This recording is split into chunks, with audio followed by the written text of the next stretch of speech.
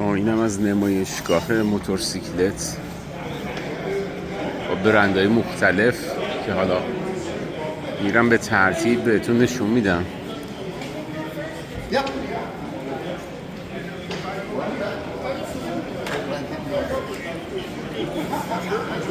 اول که یکی مجله شو اینجا گذاشتم، میگم مقاله برنده مختلف تبلیغاتشون اینجا گذاشتم.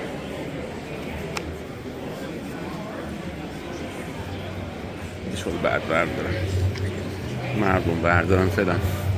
خب بریم اول از این ور شروع کنیم.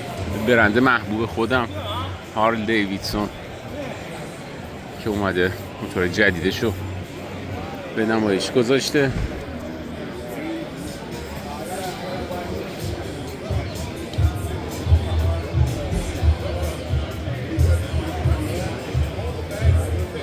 اطلاعاتشون هم الان براتون عکس میگیرم. کجاست؟ این نداره، این آبی نداره، این یکی هست.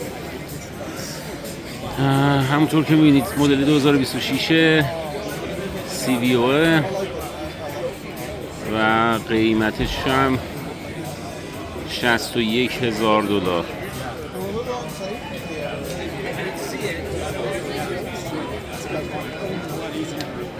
اطلاعاتش هم نوشته، بعدن عکسش هم میگیرم میذارم واسه.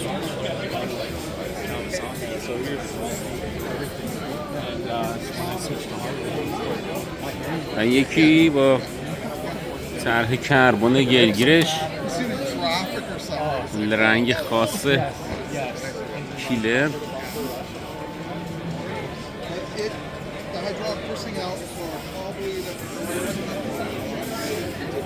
چی اینجا؟ اینا یه جور رودزای فکر کنم، سردم نمیارم. اینجا 6,000.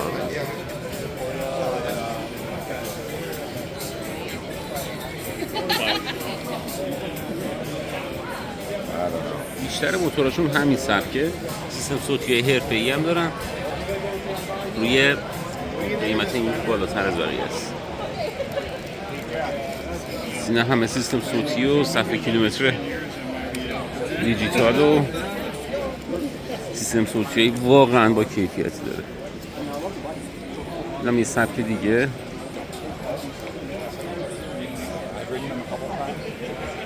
قیمت اینم بهتون نشون بدم.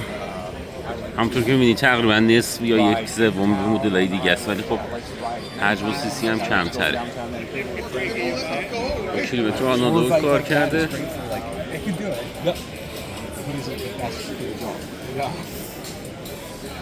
میتونید اینجا سوارشی تست کنی موتور رو. حتی فکر کنم به جز روشن کردن همه کاراشو میتونی تست کنی.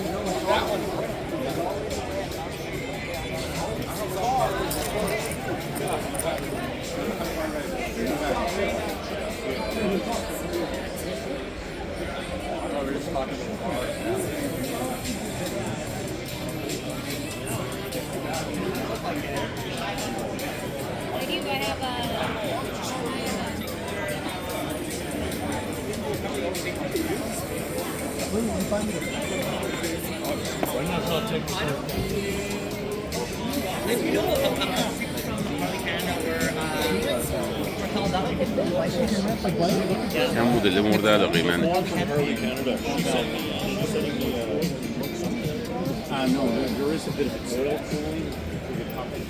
Anybody's interested in swapping out any of the parts to fix shop here, I can get one of the sales guys over. They can show you how to fix off. You can try and get the new seats or anything like that.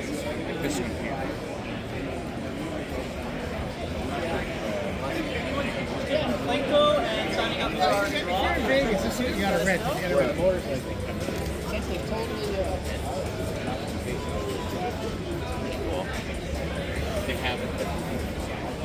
نامگذاریاش هیچ اصولی نداره. هارلی دیویدسون نمیدونم چرا اینجوری نامگذاری میکنه. این مثلا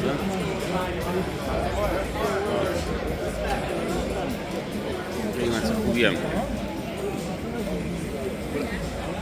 همونطور که دیدین با تقریبا $20,000 میتونی یه هارلی دیویدسون داشته باشی. اینم برنده دیگه یه نمیشناسمش، سر در نمیارم، ولی سبک و طراحیشون میبینید که اونم چیزای خاصیه.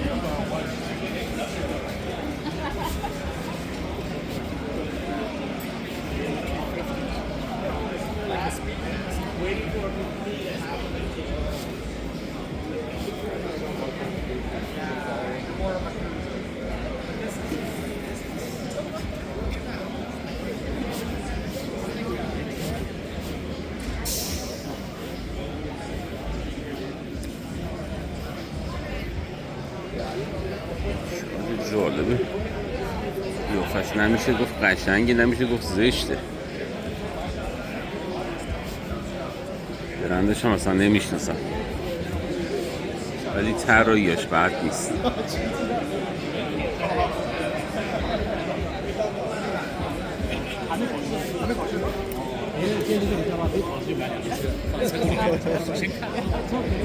خب بریم سراغ مدل BMW. اینم موتورهای BMW. نه این هارلیه. اینم شهر بازیش کرده.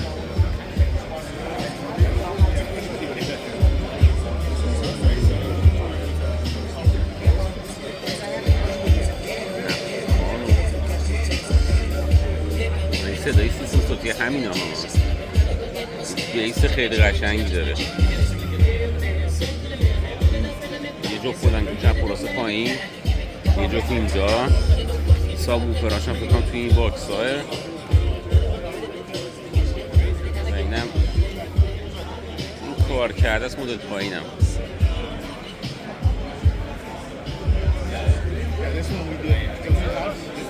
اینجا هنوز هارلی دیویدسونه و فکر کنم کار کرده ها اینجا، اون غرفه کار کرده هاشه و اون طرف هم یه غرفه مثلا تعجبیه. چرا غرفه BMW اینقدر کوچیکه؟